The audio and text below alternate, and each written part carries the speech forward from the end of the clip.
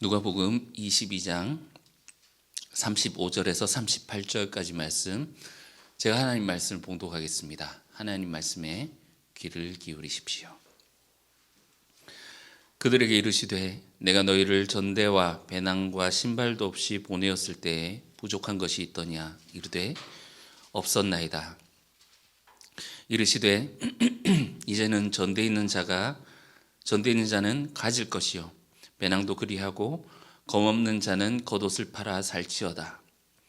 내가 너희에게 말하노니 기록된 바 그는 불법자의 동류로 여김을 받았다 한 말이 내게 이루어져야 하리니 내게 관한 일이 이루어져 감이니라. 그들이 여짜오되 주여 보소서 여기 검이 둘이 있나이다. 대답하시되 족하다 하시니라. 아멘. 이것은 하나님 말씀입니다.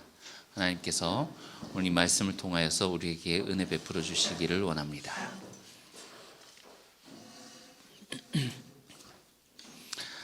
자, 오늘 이 본문의 배경은 예수님께서 마지막 날 제자들과 함께 유월절 식사를 하시는 자리에서 제자들과 이런저런 얘기들을 하시고 그 보통 이제 다른 복음서들, 마태복음, 마가복음을 보면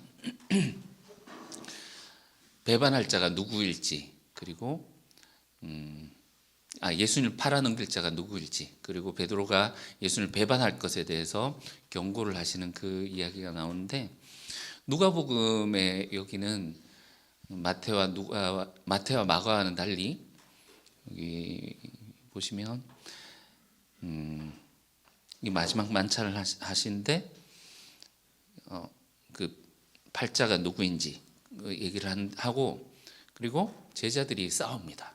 여기서 누가 더 크냐 하면서 싸우는 이야기가 들어가 있고, 베드로가 부인할 것을 말씀하시고 난 다음에 이제 사실 굉장히 어려운 부분인데, 검을 배낭과 전낭과 그리고 검을 준비를 해라 이렇게 말씀하시는 그런 이야기 중에 있습니다.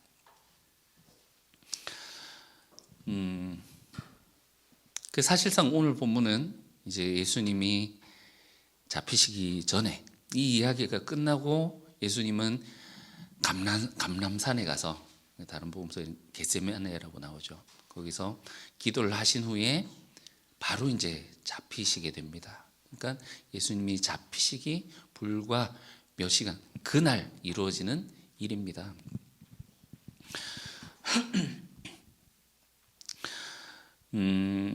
우리가 생각하기에 예수님이 이제 잡히심 하면 이제 자신의 생명을 주어서 다른 우리들을 구원하기 위해서 십자가에 올라가시는구나 이렇게 생각을 하지만, 우리가 처음 보는 것처럼 이 성경을 읽고 이 시기를 생각을 해보면 엄청나게 큰 위기입니다.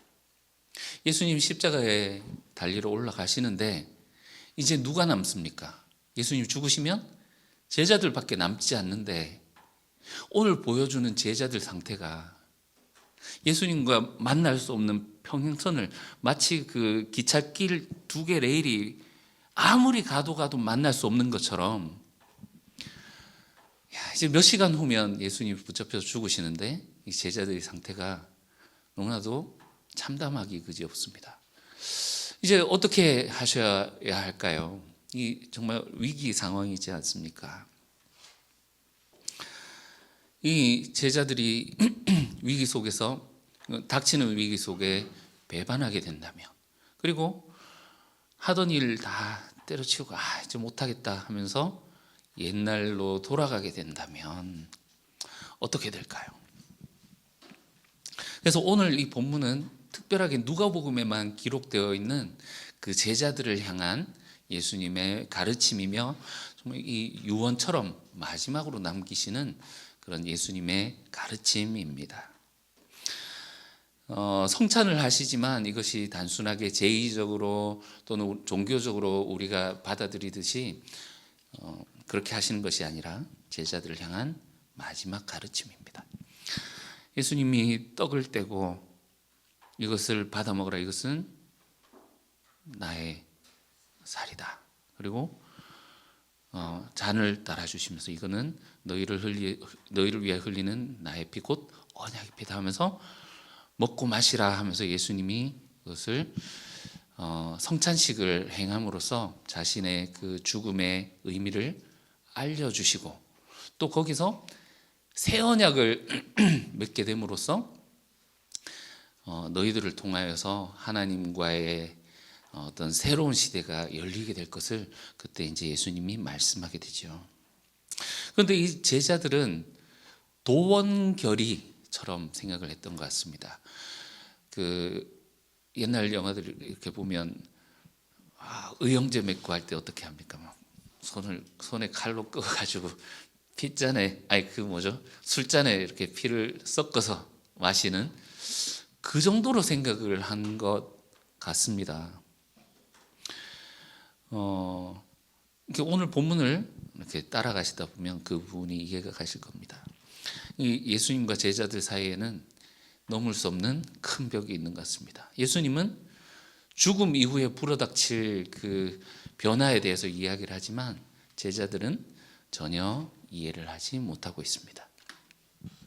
자, 오늘 본문의 35절 시작은 과거를 회상함으로 시작을 하십니다. 예수님이 물으십니다. 내가 전에 너희들을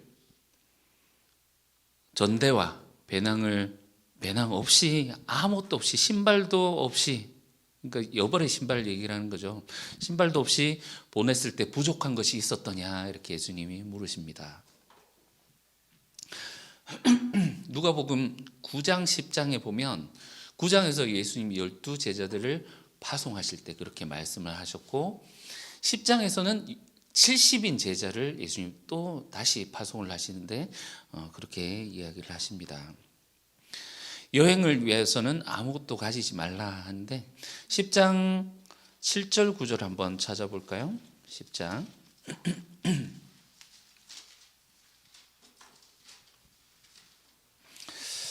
자, 아무것도 가지지 말고 가서 만약에 누가 받아들이지 아니하며 영접하지 않으면 거기서 그냥 먼지를 털어버리고 나오고 평안할지어다 하고 가서 그 집에 있는 사람이 만약에 영접해서 너희를 받아들이면 가서 주는 것을 먹고 마시라. 일꾼이 삭슬 받는 것이 마땅하니라. 이 집에서 저 집으로 옮겨 다니지 말고, 그러니까 이거는 밥 더 맛있게 주는 집으로, 잘 주는 집으로 옮겨 다니지 말고 거기에 거해라. 어느 동네에 들어가든지 너희를 영접하면 너희 앞에 차려놓는 것을 먹고 거기 있는 병자들을 고치고 또 말하기를 하나님 나라가 너희에게 가까이 왔다라. 이렇게 예수님이 말씀하십니다. 여러분, 하나님 나라, 원래는 하나님 통치와 나라는 같은 말입니다. 하나님의 통치. 세상의 질서에서 이 통치, 나라라고 하면 어떤 이미지가 먼저 떠오르십니까?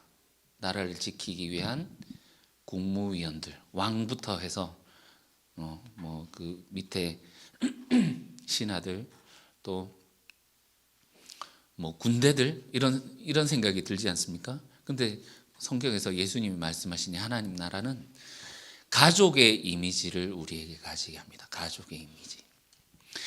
예수님이 보시면 하나님 나라, 하늘에 계셨던 분이시지만 우리와 같은 모습을 하고 이 땅에 오셨습니다. 우리 중에 하나로서 우리 중에 거하고. 예수님 먹는 거 참 좋아하셨던 것 같아요. 그 복음서 읽어보면 예수님과 함께 제자들이 먹었더라 하는 이야기들이 굉장히 많이 나오는데 그만큼 이 먹고 마신다라는 게 중요한 이미지입니다. 우리가 한문으로 식구라고 하지 않습니까? 식구, 먹는 입들이 한 집에서 먹는 입들을 보고 식구라고 합니다. 식구. 예수님이 오셔서 그들과 함께 식구를 이루시고 가정 같은, 아버지를 섬기는 가정 같은 그런 이미지로 하나님 나라를 선포하셨습니다. 그래서 이들이 가서 하나님 나라를 선포하되 그것을 받아들인 자와 함께 들어가서 먹고 마시는 뭐가 되라고요? 그들과 함께 식구가 되어서 내가 이 땅에 와서 너희와 하나가 되어서 식구를 이룬 것처럼, 한 가족을 이룬 것처럼 너희가 거기서 가족을 이루어서 그들과 함께 머물면서 하나님 나라를 선포하고 거기에서 거기서 머물라 이렇게 말씀하신 거죠. 이웃을 자신의 몸처럼 사랑하며 가족을 이루라 이렇게 말씀하신 겁니다. 처음에 제자들이 갈 때는 염려와 걱정이 있었을 것입니다. 사람들이 우리를 받아주시지 않으면 어떡하지? 거절하면 어떡하지? 정말 우리가 배고 골지 않고 살아올 수 있을까? 뭐 이런 걱정들을 했을 것 같습니다만 누가복음에서는 처음에 예수님이 제자들을 부르실 때 베드로가 낚시를 하고 있는데 잡지 못하자 이쪽에 그물을 던져라 하니까 주의 말씀 의지해서 그물을 던졌더니 그 고기가 잡혔더라 하는 말씀으로 시작을 하고 있죠. 그래서 이들이 주님의 말씀을 의지하여서 그 말씀을 따라갔더니 그들이 실제로 그 말씀이 성취되는 것을 보고 돌아왔습니다. 그래서 많은 사람들이 제자들을 영접하고 그들이 먹고 마시며 그들 중에 하나가 되어서 하나님 나라를 증거하고 돌아왔습니다. 그걸 예수님이 물으시는 겁니다. 그때 너희가 부족한 것이 있었더냐? 하나님이 마치 광야 백성이 광야에서 날마다 만나를 먹으면서 부족한 것이 없었던 것처럼 하나님이 공급해 주시는 것을 먹고 마시며 부족한 것이 없었습니다 고백을 하죠. 어쩌면 그들도 만족했을 것입니다. 예수님이 그들을 보내실 때 9장 1절을 보시면 병 고치는 귀신을 제어하고 병 고치는 능력과 권위를 주어서 보냈다 이렇게 말씀하시거든요. 그러니까 사람들이 얼마나 또 환대했겠습니까? 예수님을 만나기 전에는 평범했던 그 제자들이 이제는 관심과 대우를 받게 된 것이지요. 그 관심과 대우는 예수님을 따르는 자들이 늘어나면 늘어날수록 제자들의 특별함은 비례해서 와, 예수님의 제자들이다. 우리 집에도 한번 왔으면 하면서 오히려 환영을 받는 그런 입장이었을 것입니다. 그러니 이 제자들 사이에 누가 더 크냐 논쟁이 일어나는 것도 뭐 이상한 일은 아닌 것 같습니다. 이 누가복음에서는 2번이나 나오는데 제 생각엔 2번뿐만이 아니었을 것 같거든요. 9장에서 벌써 어린아이를 영접하실 때 그 제자들이 막 싸우면 누가 크냐 하는데 어린아이 같지 아니하면 하면서 어린아이 같이 작은 자들이 큰 자다 하고 예수님 가르쳐 주시는데 오늘 본문 오늘 22장 24절에 또 싸워요. 또 누가 크냐 하고 하는데 이들이 기대는 예수님이 모세처럼 로마 제국의 그 지배 가운데에서 이 이스라엘을 독립시키시고 그리고 다윗처럼 튼튼한 하나님이 기뻐하시는 그런 나라를 건설하실 거라고 기대를 하고 있었을 거란 말이죠. 자, 22장 29절에서 30절 한번 보시면 이 제자들은 참 듣고 싶은 것만 들었던 것 같습니다. 22장 29절에서 30절 보시면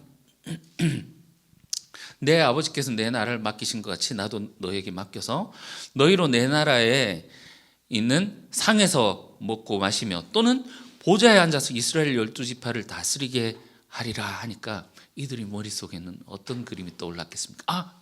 예수님이 이제 로마로 그 놀라운 능력으로 로마를 제압하고 우리를 끌고 가셔서 나라를 만드시는데 강성한 나라를 만드시는데 한 자리씩 주시겠단 말이구나 이렇게 받아들인 거죠.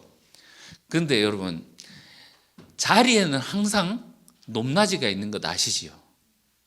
우리 회식하러 가면 딱 정해져 있어요. 사장님 자리, 부장님 자리. 여기 모서리 앉으면 돈 내는 자리, 뭐 자리가 있잖아요. 높은 자리, 낮은 자리가 있어요. 그러니까 이제는 우리가 서열을 좀 정해야 되지 않겠느냐. 암묵적인 다툼과 누가 더 크냐 이런 논쟁이 있었을 것 같습니다.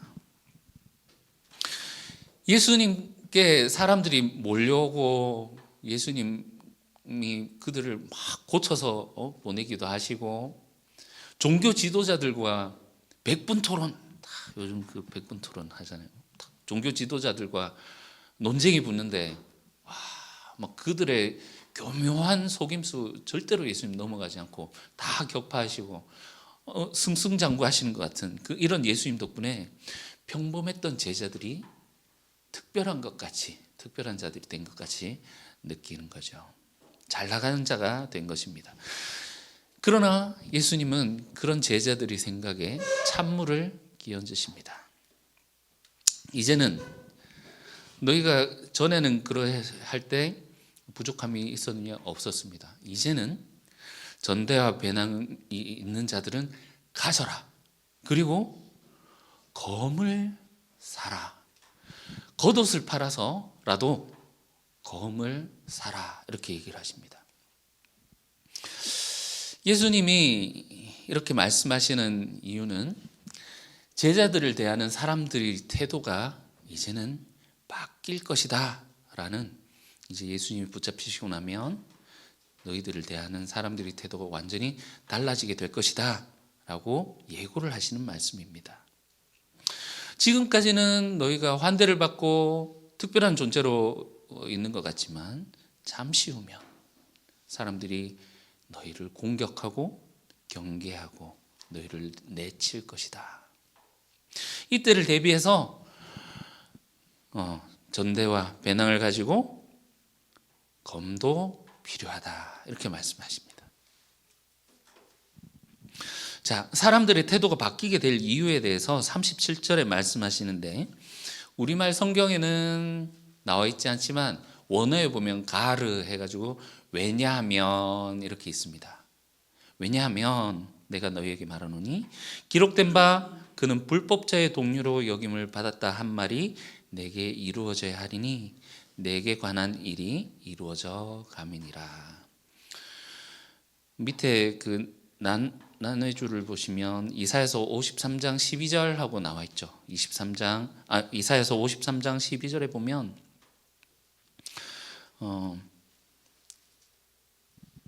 이게 여호와의 종의 노래가 나오는데, 이사야서에는 네 번의 이사야의 종의 노래가 나오는데 이게 네 번째 종 노래입니다. 우리 잘 아시죠? 그는 실로 우리의 질고를 지고 우리의 슬픔을 당하였으나 사람들은 자기의 죄 때문에 그런다라고 생각한다 하면서 하는 그 노래 마지막에 나옵니다. 고난받고 죽임당하는 여호와의 종.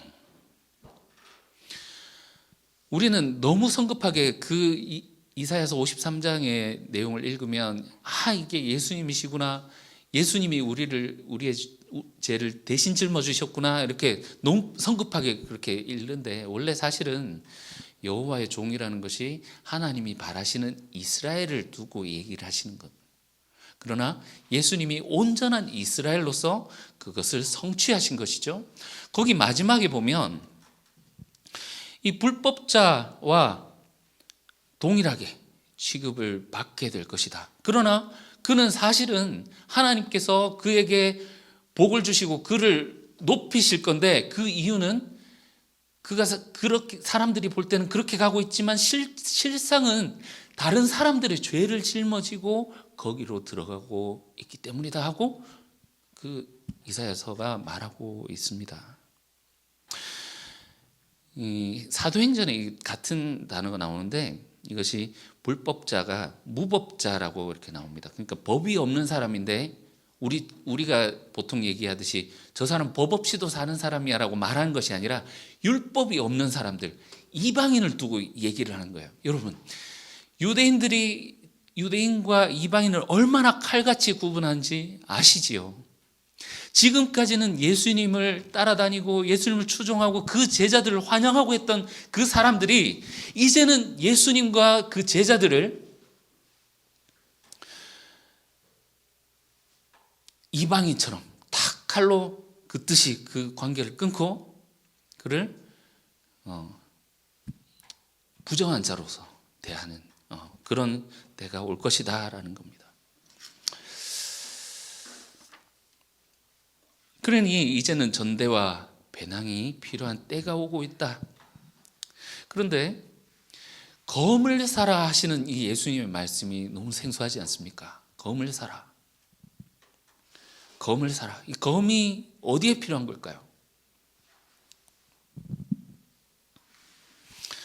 제자들은 상징을 얘기하면 곧이곧대로 듣고 곧이곧대로 얘기하시면 상징으로 받아듣습니다. 이 검을 사라는 것이 이 새 시대에 오는 그 고난과 배척을 준비하라고 하는 예수님의 상징적인 명령이겠습니다. 말 그대로 무장하라는 것이 아니라, 그러니까 무장해서 다가오는 자들을 처치하고 수뇌부를 들어가서 막 숙청하고 이런 것이 아니라 검이 상징하는 그 전쟁과 기근과 박해, 이것에 대비하라는 상징이죠.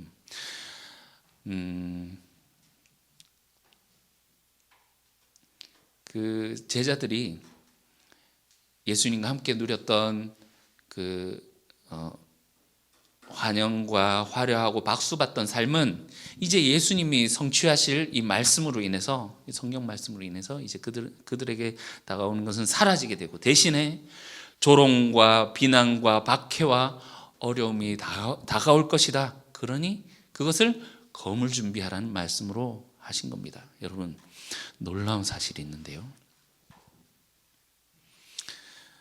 겉옷을 팔아서 사와라, 사라, 준비해라 하시는데 검 2자루를 갖고 와요. 이미 그들 중에 검을 가지고 있는 자들이 있었다라는 겁니다. 소름 돋지 않습니까? 주여 보소서 하면서 검 2자루가 있습니다 하면서 예수님께 보여주죠. 여러분, 당시 상황을 생각해 보면, 여러분, 우리나라도 옛날에 일제강점기 시대 때 실제로 검을 가지고 다녔던 사람들이 있었던 것처럼, 셀롯당 들어보셨죠? 영어로 젤럿, 그 열광적인 자들, 열성파라고 하기도 하고, 이들은 로마 정부의 극렬한 저항 집단이었습니다. 그래서 칼을 차고 다니는데, 그 칼을 차고 다니는 자라는 이름으로 시카리라고 불렀습니다. 우리나라 말로 딱 들어도 느낌이 오시죠? 시카리.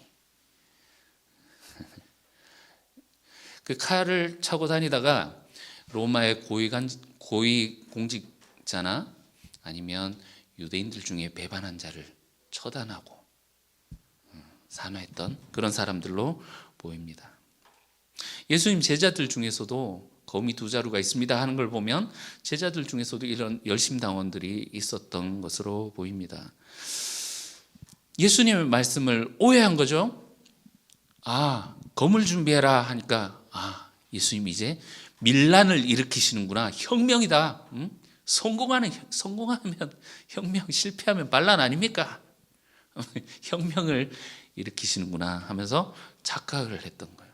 그래서 검을 준비하라고 하시는구나. 그래서 예수님이 이제 뒤에 체포될 때 제사장, 주님 칼로 치리까 지금입니까? 하면서 제사장의 종을 이렇게 치는데 오른쪽 귀가 이제 떨어져나 예수님이 고쳐주시지 않습니까?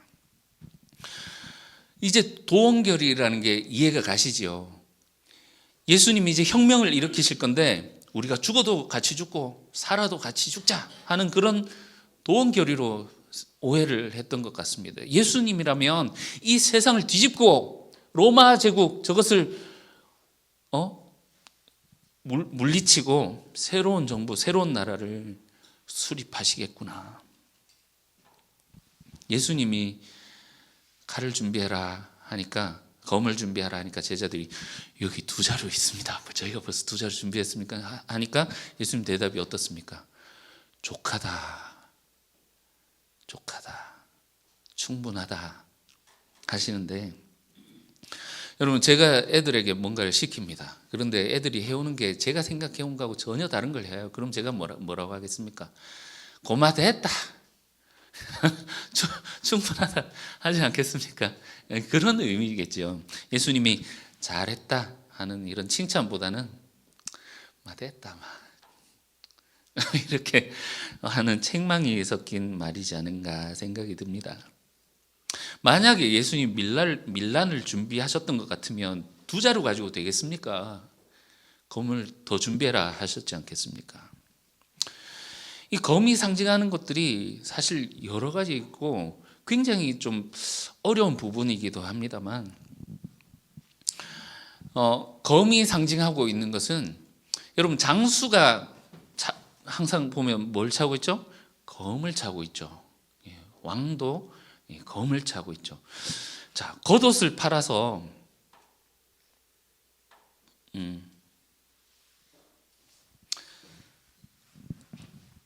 우선 요거부터 보겠습니다. 이사야서 49장 2절을 한번 찾아볼까요? 이사야서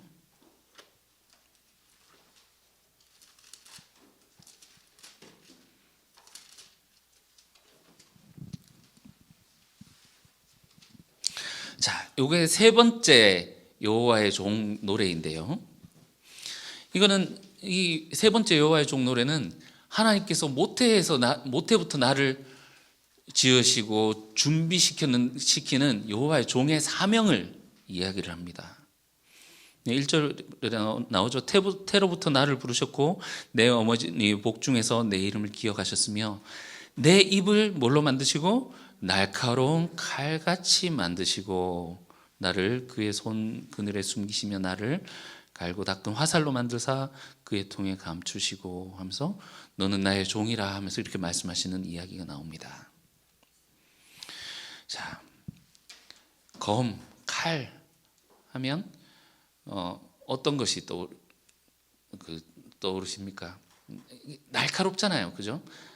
예리하고 강력하고. 그러니까 여호와의 종이 입을 칼같이 만드셨다라는 것은 하나님의 종의 선포하는 그 말이 칼과 같이 사람의 마음을 찔러 쪼개고, 우리 히브리서에 보신 것처럼 하나님의 말씀은 좌우의 날선 검과 같아서 관절과 골수와 심령을 찔러 쪼개기까지 하시며 하면서 나오지 않습니까? 자, 오늘 이 본문 주변에 일어나는 일들을 이런 관점으로 우리가 한번 보면 좋겠습니다. 시몬이라는 사람이 2장에서 예수님을 보고 예수님을 두고 예언을 합니다.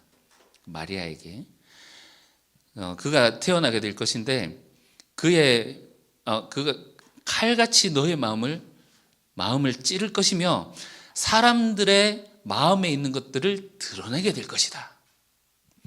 그러니까 이 여호와의 종이 던지는 그 말이 사람들의 그 잘못을, 마음의 생각들을 드러내게 될 것이라고 하는데, 오늘 그 본문 누가복음 22장부터 보시면 지금 이제 마음에 있는 생각들을 하나씩 드러내고 계시는 그런 장면이 나옵니다.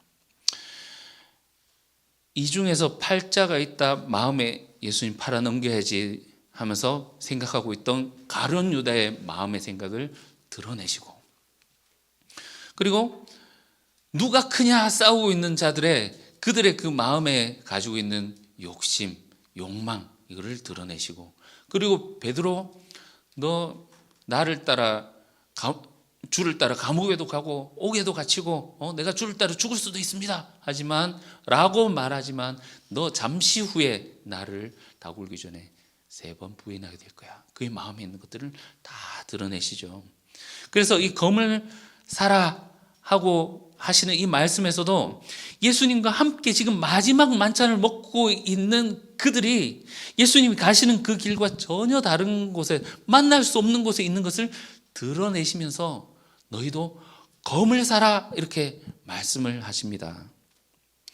이 검을 사라라는 것이, 예수님이 가시는 이 길이 하나님의 여호와의 종으로서, 장수로서, 또한 왕으로서 가시는 그 길이고, 그것으로 모든 사탄의 세력, 죄의 세력들을 물리치고 그들을 짓밟아서 하나님께서 말씀하시는, 하나님께서 선포하시는 그 승리를 쟁취하시러 가는 길이다.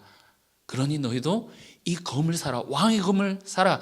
여러분, 유대인들에게 겉옷이란 게 어떤 건지 알아야 됩니다. 그래서 겉옷을 팔아서라도 검을 사라 말씀하시는데, 여러분, 거지들도 겉옷이 있어요. 그들에게는 이 겉옷은 생필품에 생활하기 위해서 필수적인 거예요. 낮에는 뜨겁거든요. 그러나 밤이 되면 굉장히 춥고 차갑기 때문에 겉옷이 없이는, 이불 역할하는 이 겉옷이 없이는 생활할 수가 없는 거예요. 생존할 수가 없는 거예요. 그런데 생활할 때 필요한 가장 중요한 이 겉옷을 팔아서라도 검을 사라라고 하신 이 주님의 말씀은 이 여호와의 종이 갖추어야 될 이 하나님의 말씀과 그 장수로서 이제 갖춰야 될 그 검을 말씀하시는 거죠. 예수님이 베드로에게 그 제자들에게 말씀하셨지 않습니까? 너희들이 나중에 12지파를 다스리게 될 것이다. 다스리게 될 것이다. 비록 주님이 가시는 이 길이 검을 차고 가는데, 이 검을 세상의 검과 맞대서 그 폭력과 폭력이 맞대는 이런 검이 아니라, 예수님 말씀하시는 이 왕의 검, 장수의 검은 세상의 이 폭력에 맞서서 하나님의 말씀을 따라 순종하는 그 길을 말하는 겁니다. 지금 예수님을 우리의 눈으로 보면 십자가의 길, 죽음의 길로 가고 계세요. 그리고 제자들은 밀란으로 생각해서 그들을 칼로 맞섰지만, 예수님은 이것도 참으라 이렇게 말씀하세요. 이것도 참으라. 실제로 그들에게 있었던 일로 보입니다. 그들을 잡아오고, 목회자를 잡아가고, 가장 중요한 사람들을 교회에서 잡아가고 할 때 칼로 맞선 자들이 없었겠습니까? 그러나 너희가 하나님의 이 검을 가진 자라면 이것도 참으라 하고 말씀하시는 거죠. 이 길이 죽음의 길처럼 보이지만, 이 길은 하나님의 말씀을 이루는 길이고, 그 끝에 하나님께서 그를 높이셔서 이 세상의 악함에 맞서는, 그래서 이 전쟁을 이기는 유일한 길이며, 세상에 맞서는 왕의 길이며, 세상을 정복하는 길이다. 그러니 너희도 이 검을 사라 이렇게 말씀하시는 겁니다. 여러분, 초대 교회가 이 땅에서 엄청난 박해와 고난이 있었습니다. 그것을 견딜 수 있었던 이유가 무엇입니까? 그들에게는 예수님 말씀하신 이 고난과 박해, 어려움이 당연한 것이었습니다. 예수님도 말씀하시는 것처럼 예수님이 걸어가신 그 길이 고난의 길이며 죽음의 길처럼 보이지만, 예수님이 말씀하신 것이 그러나 이것이 승리의 길이고 생명의 길이다 이렇게 말씀하셨지 않습니까? 예전에 우리가 히브리서를 볼 때 그 처형장에 끌려가는 사람들, 그러나 그 아이들과 함께 그곳에 들어가서 처형을 당할 때 그 아이들에게 그 부모가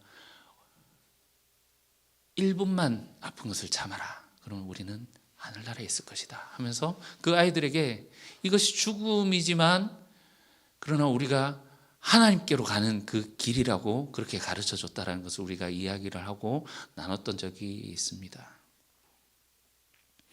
그리고 로마가 뒤집어진 것이, 거기 들어오는 그리스도인들을 죽이고 할 땐 처음에는 막 웃고 즐기고 했었지만, 결국은 그들이 천사같이, 그 고통 가운데도 천사같이 죽어가는 그 모습을 보면서 저들에게 무엇이 있는가 하면서 로마가 기독교 국가로 바뀌게 되었지 않습니까? 오늘날도 우리가 우리 자녀들을 가르칠 때 어떻게 가르쳐야 될까요? 그 당시에는 사실 짧고 강렬하게 이를테면 이제 예수 천국 불신지요. 예수님 믿으면 우리가 천국 간다. 짧고 간단하게 말하기 위한 필요가 있어서 그렇게 했겠지만 여러분 요즘 시대를 살아가는 자들에게 그렇게 가르칠 수 있을까요? 오늘 말씀 어떤 면으로 이런 급진적인 제자도를 조금 수정해 주시는 그런 부분도 있습니다. 원래 예수님 따를 때 전대도 가지지 말고 배당도 가지지 말고 긴급하게 그냥 아무것도 가지지 말고 따라라 했지만 이제는 전대 있는 자들은 가지고 배당 있는 자들도 가지고 하면서 예수님을 따르는 제자도에 대해서 살짝 손을 봐주시는 부분이기도 합니다. 그러나 우리가 분명히 해야 할 것은 우리 자녀들에게도 가르쳐 줘야 될 것은 분명하게 하나님의 길이 있다라는 거죠. 오히려 그것이 핍박과 박해 속에서는 그 길이 선명하게 보일지 모르겠습니다만 길이 두 개만 있으면 둘 중에 어디를 가야 되는가 가르쳐 줄 수 있겠지만 길이 100개, 1000개, 10,000개 너무나도 많은 길이 있는데 그 중에서 하나님 길이 있다라는 것을 가르쳐 주기가 오히려 더 어려운 시대가 아닌가 생각을 합니다.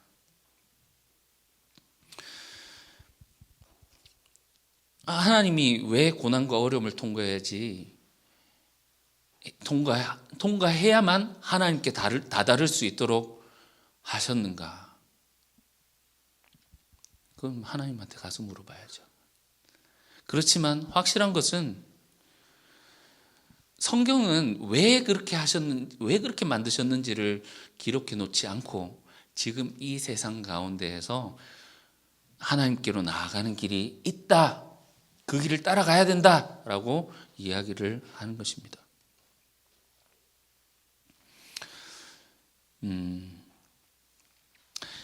오늘 보여주는 그 본문이 보여주는 그림은 예수님이 제자들과 함께 앉아 있지만 예수님과 제자들 사이에 엄청난 간극이 있다는 것을 보았습니다.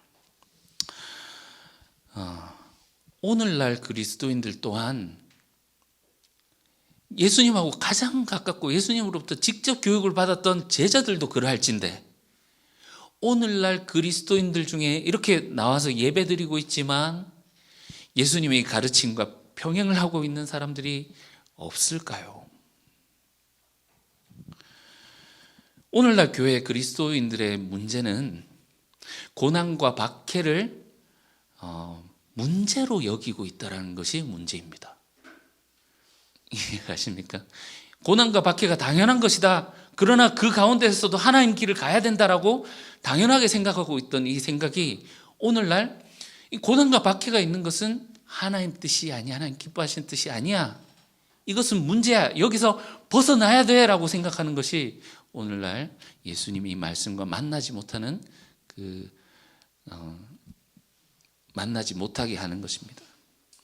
경제적인 풍요가 있으면 복이라고 생각합니다. 그러나 가난한 것은 해결해야 할 문제라고 생각을 하죠.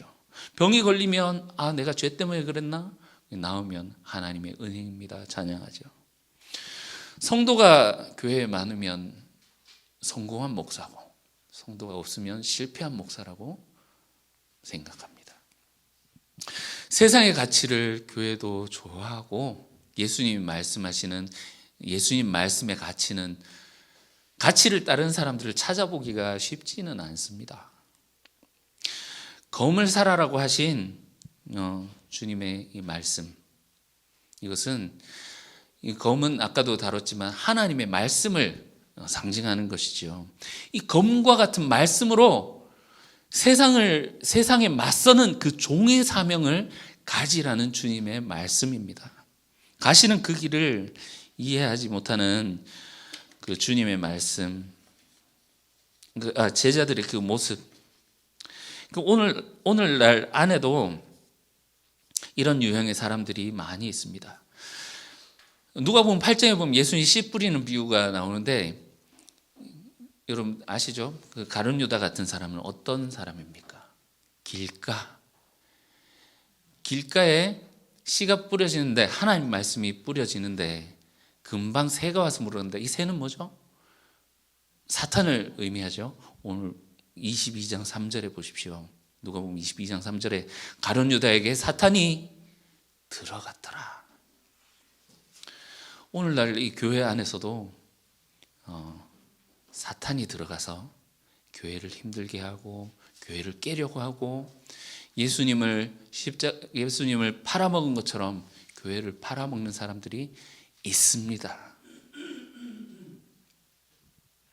우리 교회는 이런 분들이 없기를 소원합니다. 누가 크냐? 제자들이 싸웠습니다. 어떤 밭일까요? 가시떨기. 가시떨기는 어떤 밭입니까? 이생의 염려, 재물의 향락. 예수님 가시면 내가 한 자리 하고 내가 높은 자리에 앉아야 되고, 예수님 분명히 섬기는 자, 낮은 자가 큰 자다 말씀하셨음에도 불구하고 그 가르침과는 전혀 상관없이 이런 자가 있다라는 거죠. 그 베드로는 어떤 밭입니까? 베드로, 페트로스, 돌이라는 뜻이죠. 돌짝밭이에요. 돌짝밭. 돌밭은 어떤 밭입니까? 돌이 있어서 뿌리가 얼마 내리지 못해서 잠시 믿고 좋아하는 듯 하다가 환난 시험이 딱 닥치면 나 저 사람 모르는데요 하는, 주님을 배반하고 환난 시험 앞에서 금방 이제 돌이켜버리는 그런 사람을 돌밭이라고 합니다.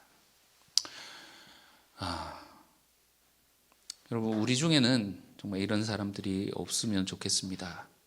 8장에 예수님이 씨 뿌리는 비유를 말씀하시고 바로 이어서 나오는 말씀이 예수님 어머니하고 동생들이 찾아옵니다. 밖에 지금 어머니하고 형제 자매 있습니다 하니까 예수님이 누가 내 어머니고 누가 내 형제냐 하시면서 하신 말씀이 하나님 아버지의 말씀을 따라 행하는 자가 내 어머니요 형제요 자매다 하면서 내 가족이다 이렇게 말씀하시죠. 여러분, 하나님 나라는 하나님 아버지를 모시고 살아가는 형제 자매들이 모인 가족입니다. 그래서 우리에게 주님이 검을 사라 하신 말씀은 하나님의 이 말씀을 쥐고 하나님의 말씀을 순종하며 그 길을 가라고 하는 주님의 말씀이겠습니다. 예수님이 이 땅에 오신 이유는 오늘 황 권사님 기도하실 때 또 언급하셨지만 5장 32절에 죄인을 불러서 회개시키려고 왔다 말씀하셨어요. 이게 23장 34절로 가보면 예수님이 이제 잡혀서 십자가에 못 박히실 때 예수님이 자신을 십자가에 못 박는 자들까지도 용서하십니다. 아버지요, 저들의 죄를 사하여 주옵소서. 예수님은 이 땅에 죄인을 불러 회개시키려고 오셨다. 그 길을 가셨다라는 것은, 그리고 우리에게 검을 사라 하시는 것은 우리도 또한 같은 길을 가라는 주님의 부르심이겠습니다. 자기를 십자가에 못 박는 자들까지도 용서하시고 저들이 돌이켜서 회개하여서 주님께로 나오기를 바라시는 그 아버지의 마음. 이 주님의 검을 사라는 이 명령은 시간과 시대를 초월한 초대장인 줄로 믿습니다. 우리가 다음 주에 성찬식을 하겠지만 사실 우리가 성찬식이라고 딱 정해놓고 하는 그 특별한 시간이 아니고 사실 우리 매주 하고 있어요. 그렇게 딱 특별하게 하고 있지는 않지만 매주 우리가 공동 식사를 하지 않습니까? 주님과 함께 나누는 그 공동 식사 가운데 우리가 매번 그렇게 성찬을 하는 줄 알고 있습니다. 그래서 이 성찬, 주님이 하고 계시는 이 성찬이 과거에 주님이 하셨던 그 성찬을 기억하는 것이기도 하고, 지금 현재 우리가 주님 하나님 아버지로 모시는 형제 자매들이 모여서 함께 먹는 식구가 되어서 아버지의 임재 가운데 함께 한다라는 의미도 있지만, 또 미래 하나님 나라의 그 식탁에서 우리가 먹고 마실 것을 선취해서 지금 여기서 누리는 것을 의미하기도 합니다. 주님이 십자가를 가셨습니다. 이것은 패배한 것이 아니라 야훼의 종, 여호와의 종으로서 승리한 것이고 검을 든 심판자로서 승리를 한 사건이고, 우리에게 검을 사라 하시는 것은 그 미래를 준비하며, 베드로에게 말씀하시죠. 사탄이 너를 밀가부르듯 하려고 하지만 내가 너를 위해서 기도하고 있다. 이것이 그 마가에는 베드로가 잘못한 것을 지적하고 책망하는 것에 조금 초점이 맞춰져 있다면, 누가복음하고 요한복음은 비록 넘어졌었지만 그 뒤에 일어나서 다시 그가 교회의 수장으로서, 요한복음에도 나오잖아요. 내 양을 먹이라, 내 양을 치라 하는 것처럼 그 뒤에 있을 미래를 주님께서 지금 준비를 하고 계시는 것에 초점을 두고 있습니다. 그래서 주님이 오늘 우리에게 검을 사라 하신 것은 이 종말적인 심판에 대한 믿음을 가지고 교회의 역사 가운데서 악과의 전쟁에, 악과의 싸움에서 승리하면서 살아가라고 하는 주님의 명령이겠습니다. 이것은 단지 과거에 있었던 일만이 아니고 지금 현재 일만이 아니라 우리가 앞으로 미래에 있을 우리의 상황과 모든 사람들과 시대를 초월해서 주님께서 말씀하시고 우리를 부르시는 그 초대장인 줄 믿습니다. 이미 하나님 나라는 주님이 승리하셔서 확보해 놓았으니 이제 승리하고 최종적인 그 심판에 너희들이 나와 함께 그 심판에 참여하게 될 것을, 검을 들고 심판에 참여하게 될 것을 말씀하신 주님의 말씀이겠습니다. 우리가 삶을 살아가며 세상의 질서를 따라가는 것이 아니라 주님께서 우리에게 가르쳐 주신 그 길만이 참된 길이고 진리의 길이라는 것을 우리가 깨닫고 주님의 말씀에 순종하며 이 검을 들고 주님 하나님 나라의 장수로서 그렇게 살아가는 저와 여러분들 되시기를 주님의 이름으로 축원합니다. 기도하겠습니다. 사랑하는 주님, 하나님의 말씀을 성취하기 위하여서 이 땅에 오셔서 불법자들과 한패가 되는 그런 취급을 당하시며 우리의 모든 죄를 그곳에서 해결해 주십니다. 주님, 그리고 이제 우리에게 검을 사라 하시며 주님의 길을 따르라고 말씀하시오니 주님이 가셨던 그 길을 우리가 마음 깊이 새기게 하시고 주님의 사랑을 가지고 사랑으로 우리가 이 어려운 세상을 헤쳐나가며 오직 한 길, 좁은 길, 승리의 길, 생명의 길로 걸어가게 도와주시옵소서. 예수님의 이름으로 기도합니다. 아멘.